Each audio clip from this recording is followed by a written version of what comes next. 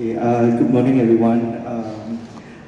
First, I'd like to thank William for having this conference and Dan for organizing and his team, and for inviting me to share with you.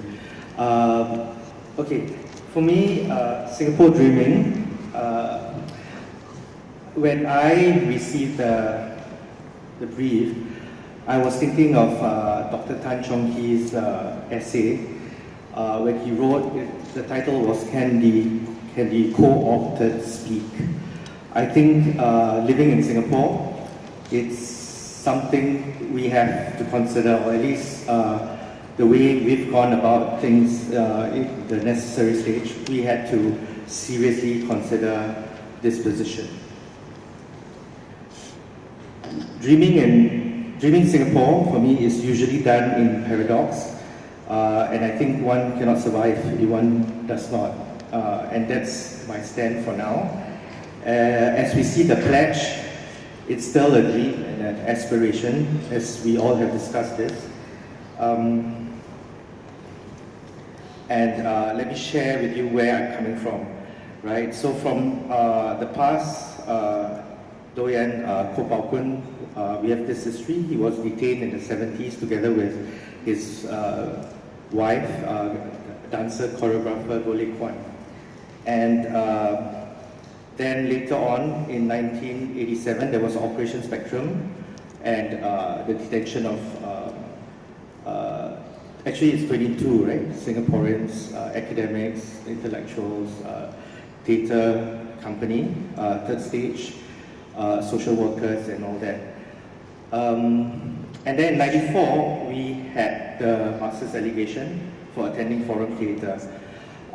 We can see already from the past, it's that kind of environment and continues to be like that till today with Tan Bin Bin's, the ban of Tan Bin Bin's film To Singapore with Love. But our experience was slightly different. There were people that wrote into the papers to defend us, and it was published. More letters came in, and I think in 94 it was quite surprising because at that time actually the letters were, complaints about Singaporeans leaving dog poo at the sidewalk. So we were quite pleasantly surprised that there were these kind of letters that came in to fight for us or to defend the necessary stage at the time. So you have to kind of understand that our experience was not one with detention and all that. It was the allegation, but at the same time, there was a kind of response from community. And then finally, Tommy Koh, then was the chair of the NEC, wrote in and separated the necessary stage from Forum Theatre and say that TNS still has NEC support. And that's how we've survived to today. So that began that kind of paradoxical thing for us because it was in and marked in our experience and history. So I dream, and yet I ask myself, how can I afford this dream whilst living in Singapore? But is that dreaming? I'll discuss that with Forum Theatre, Off-Centre, Sex Violence, Blood Bowl, and Mardi Gras. These are all past productions. And I'll move to Marine Parade Community Building and working with the Esplanade. Now, going to the Marine Parade Community Building, we already had criticisms from the arts community because we're going into a People's Association kind of vicinity.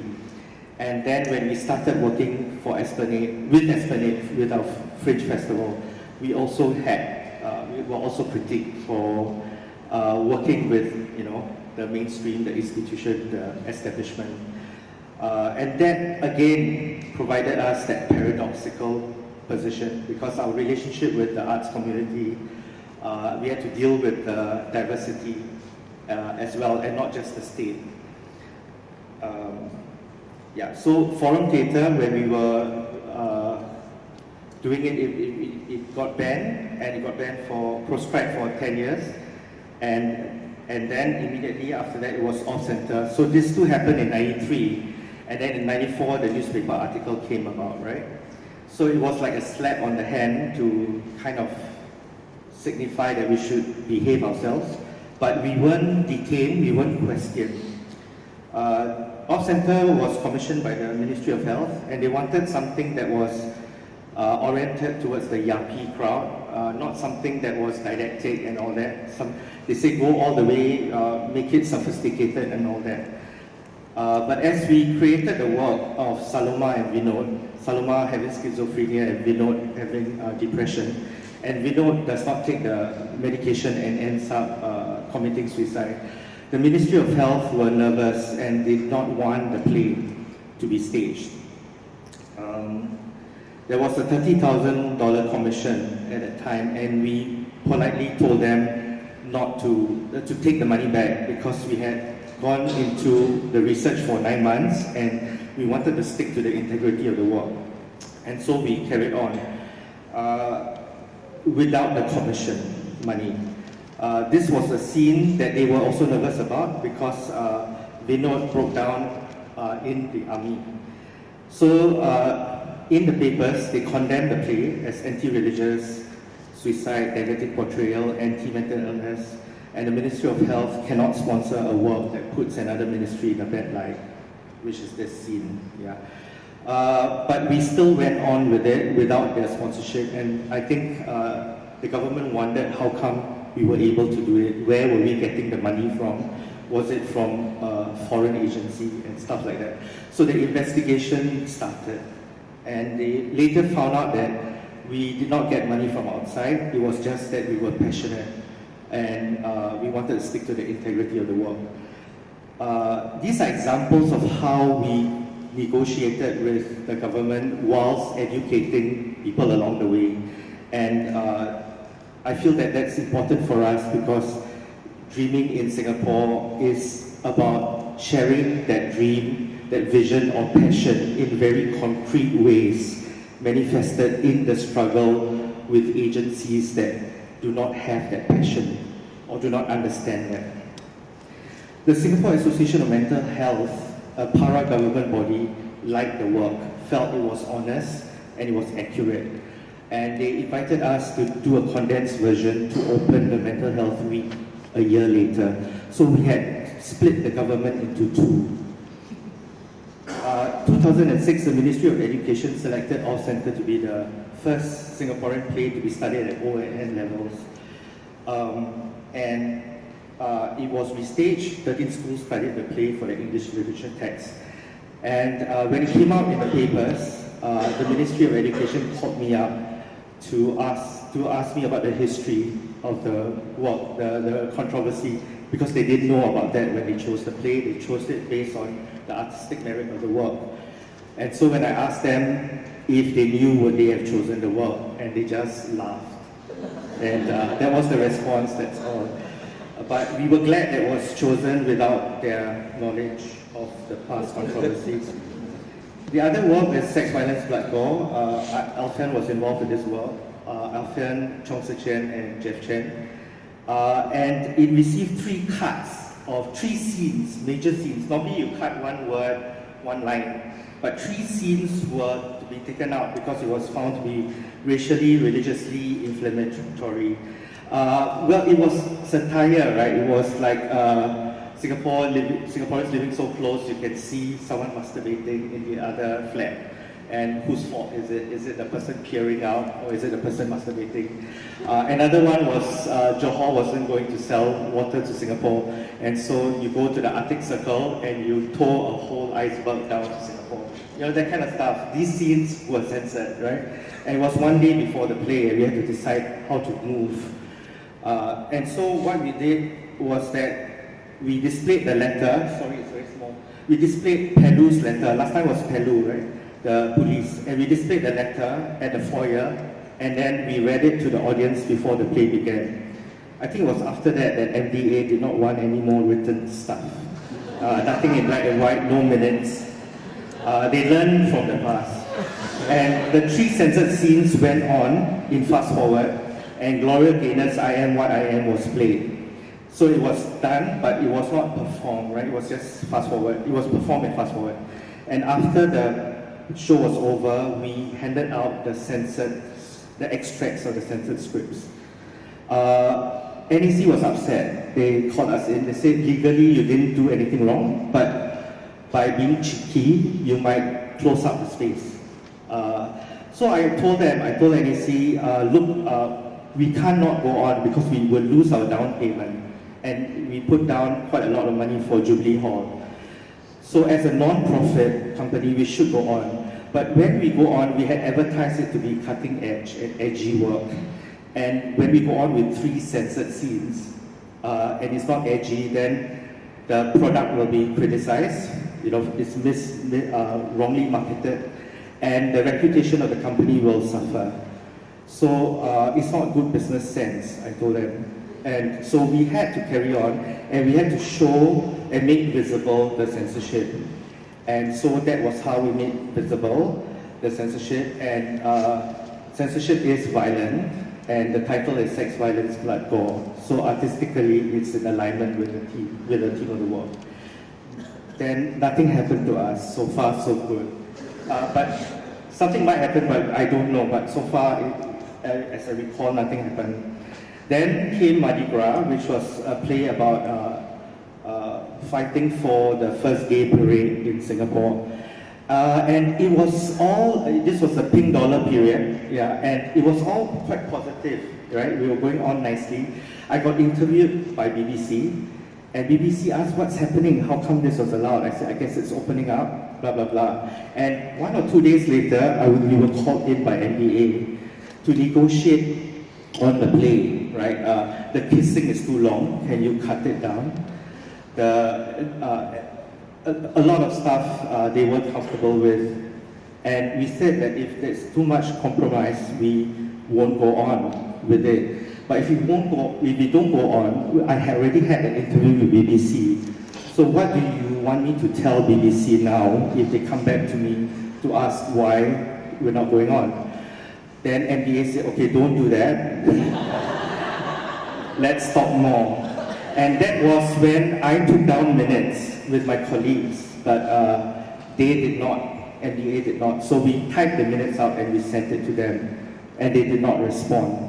So, but after that, after a year later, our funding got cut. There was funding cut throughout all theatre companies, but ours was cut the most. And Harish, the playwright, wrote a 12-page letter to ask for an explanation. We had a closed-door meeting, and then only we were told that it was because of Mardi Gras. And we were all, because it went down very well, it was for our fundraising. The next year we had planned for a reprise. And not only a reprise, but a sequel, top or bottom. So we told them, you didn't tell us that we are going on with this. So we said, okay, we are just going on with it. After we went on, top or bottom is a continuation of Mardi Gras, and but it was about good friends, 2 gay friends, who did not reconcile after a fight, and one of them passed away. And so it was a very sad play. There was flashback on the friendship and all that, and at the end, the dead person told the friend, you have to let me go. And MTA said, this is really fine, because straight and gay people grieve over death. So it's not about, condoning gay lifestyle, as Mardi Gras was. So I said, yeah, that's why you have to let us do Mardi Gras and get it out of our system, then we know we can do the second play, top or bottom. But it's just like that, okay? It's just a dance, and there's a lot of, when a small space opens up, you seem to have to dance with the authorities and stuff like that. That's been our strategy over time. And next was completely without character. The first person, Perry Chu, first Singaporean who came out with his HIV status. We interviewed him for 1 year, and then the play came on. We had 3/4 way through the play, we had IRC. It was the presidents of the chat room, and the world over asked him questions, and 3/4 way through the play, we opened the play up for Q&A with the audience. And this actually is not allowed, because there's no way of censoring live interaction. But we went on anyway with it. And surprisingly, it was okay, right? At that time, it's coincided with the time where Singapore leaders wanted to clean up Singapore's image because it was tainted with the chewing gum ban as well as Michael Fay caning. So they wanted investors to come to Singapore, and they brought in journalists to interview artists and activists. So there were a lot of stories coming out about Singapore lightening up, Singapore swings. This is Time Asia, and Paddy got interviewed all over the place, and this was one of the quotes, right? Most shocking of all, George Yeo says that the government never considered banning or even censoring the performance. It didn't even cross my desk, he says. So you begin to think, okay, so who's framing who? So now they are framing us and needing to show some of this stuff to the world to say that we can afford some freaks and that Singapore is liberalizing. So again, we keep existing in this paradoxical space. Surviving to continue the dream, and our next set of stuff is Fundamentally Happy, Good People and Gemuk Girls, which is in the trilogy. It's about pedophilia in a Muslim family. We had a preview and we called the Malay community to come and watch it. This is like 3 months before the final show. And we also called and invited NDA to come and watch it. And the community's response was that, yes, it does happen in our community, but it's dealt in a very sensitive way. And we hope that it will be performed so that we, as a community, can discuss it in public. So the censors see that we have taken accountability and taken them seriously. We don't mock them, we don't satirize them, we don't poo-poo them. And so it went on with a rating. Good People, about Indian woman suffering from bone cancer, takes in marijuana in her brownie for palliative care purposes because she wants to alleviate her pain and suffering. Is Muslim nurse and a CEO that's Catholic, Filipino, and so they discuss these things, and she finally, near the end of the play, says that the worship of Shiva, and I'm Hindu, allows for the consumption of marijuana. In fact, we celebrate Shiva with marijuana. So it's my divine right and my cultural right. Your gods might not agree with me, and the gods of the politicians might not agree, but this is my right. And anyway, I'm taking this just so that I can rest for the remaining days of my life. And we are all good people, but etc., etc. So we don't harp on attacking the establishment. We go into the religion, the philosophy that actually, informs people and their values and their worldviews. Gemuk Girls is about detention. I'll go more into that. ISA detention and calling for abolishment of it. So basically, we've taken on this compass where the oppositional to the dominant is seen as the only alternative way. It's how alternative is defined in Singapore. So alternative is a bad word in Singapore. But what we've discovered is that there's east, west, northeast, northwest, southeast, southwest, and there's all these alternative positions that we use in our plays as well as our relationship with the government. We do include the oppositional, but we don't harp on the oppositional. Whether it's artistic work or our relationship with the government, this has helped us recognize the plurality and the diversity that's made available to us. Some do not agree with it. Some activists and artists feel that this plural position dilute the work because you have to speak truth to power. We will kind of play around with that because at least there are options. To some, it is not dreaming, because dreaming should be limitless. To dream, one should not have a safety net. So now I go to M1 Singapore Fringe Festival where there were controversial works. Brother Cain was done in 2012, and Lu Zahan was reimagining Brother Cain, Joseph Ng's performance, and he brought in new footages into the work. It was very sensitive, and we were the midwife the fringe was the midwife to bring it into fruition. So we went step by step with MDA, and we managed to actually have this performance during the fringe. The next project was Square Moon, and this was last year, supposed to be for last year, and it's written by Sugi, who was from Third Stage, who was detained, and she wrote from the experience of her detention.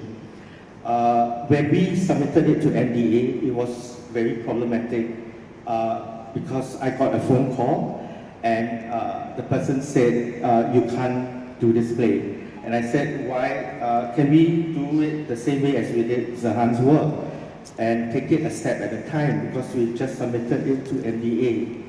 And I was told that it is not MDA's response, it is how the necessary stage behaves. And if you don't take it out, your funding will get cut. And so that was a problem. And when we met with MDA, because they were revising the thing, they wanted the sub-classification to be made into a bill, I brought this up. I said, so a phone call can rubbish your whole mechanism, because I thought I could depend on the mechanism, but what happens when one receives the phone call and they said it's out of their hands. So yeah, that's the situation.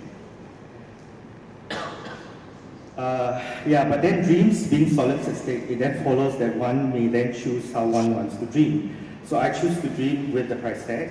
I want to stay in the race. I'm not a martyr. I don't want to just die, because I believe in institutional memory as well, that people need to survive till today so that the fight can contribute to a dream that might come true in a later date.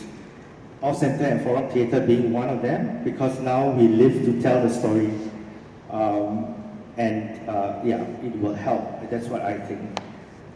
But in this journey, okay, so there's the price tag, so I quickly learned how to negotiate with the mainstream, but do I become the enemy that I mimic in order to get by? We believe in being the Robin Hood, to be able to work with mainstream agencies, and then through that, like the Fringe, we bring in alternative works. But and what is important to me is to survive and be in the scene. I dream and ask myself, how do I afford the price tag? But I don't only have one dream. I also dream without a safety net, but I'm not constrained by time. And Arts Engage is a group of artists that have gone into advocacy work. We've done the censorship shadow report, and we've been responsible for the arts NMP, and also the reversal of the self-censorship classification, self-classification scheme, that it shouldn't be on the bill. We submitted a paper and got the community to sign that paper. So this is the part that I feel we need to do more. We need to build the capacity and the community's capacity, because we are atomized. And this is the long-term dream, and this might not even come through in my lifetime. Now, that is the dreaming without a safety net, but then how do I dream, how do I afford the price tag?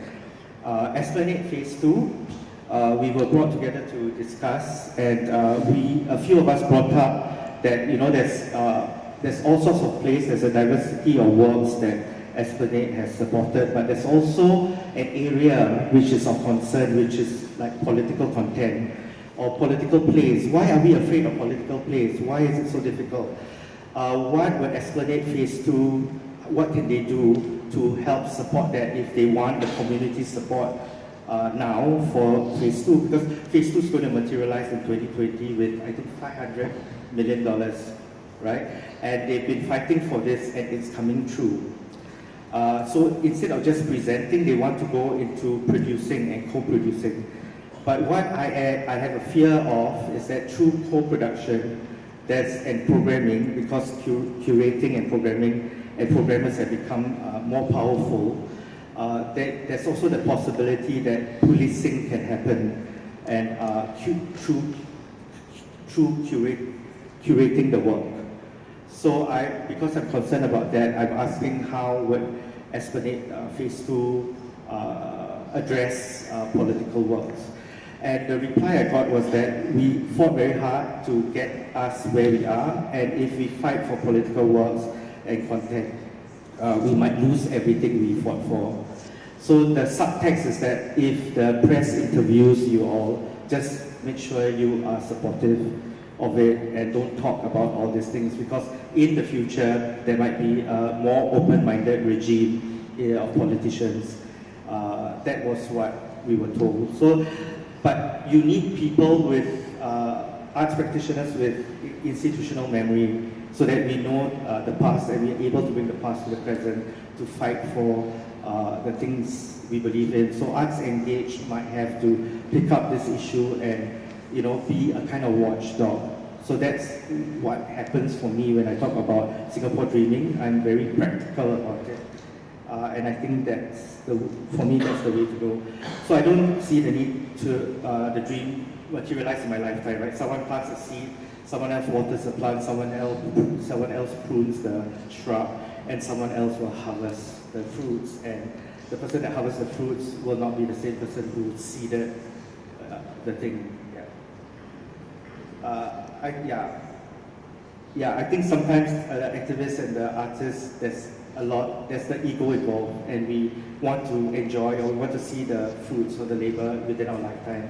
And sometimes that produces the anxieties when people don't feel it's the right time. I don't believe it is, because the right time can be made the right time. Because in Singapore, if the government wants the nation to be wired up, they will do anything. Were we ready for the casinos? No. So it's actually a kind of hypocrisy.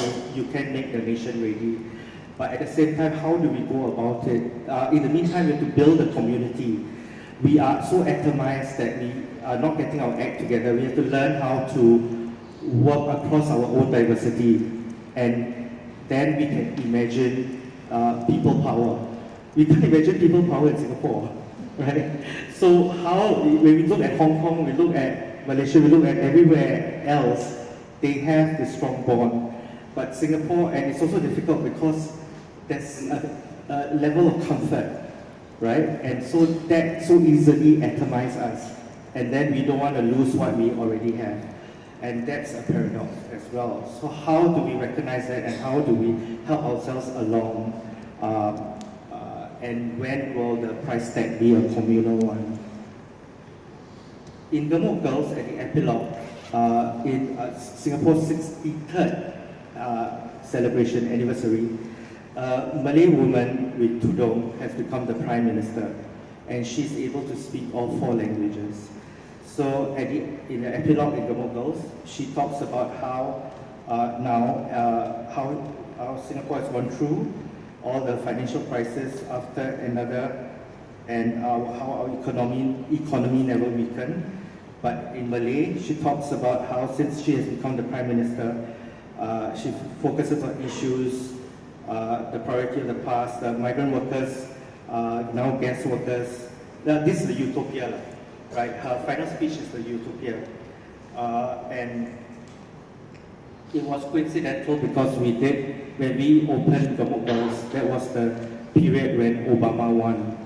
And Lee Hsien Loong on the front page of Straits Times asked whether it's possible to imagine a Malay Prime Minister.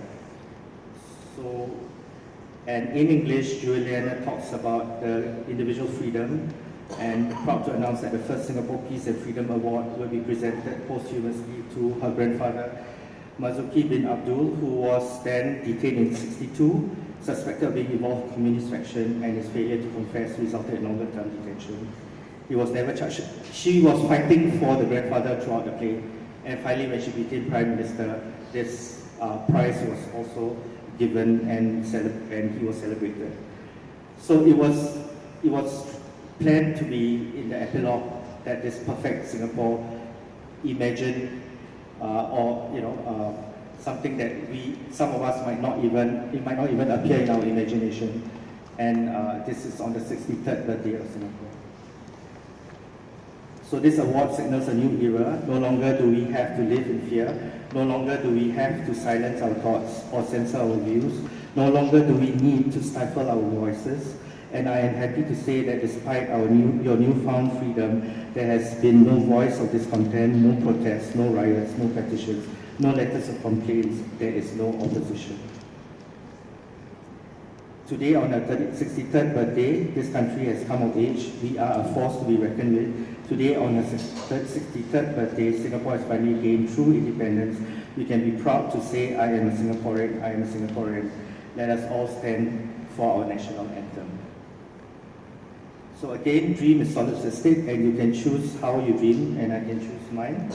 And this is how I've been dreaming in Paradox. Thank you.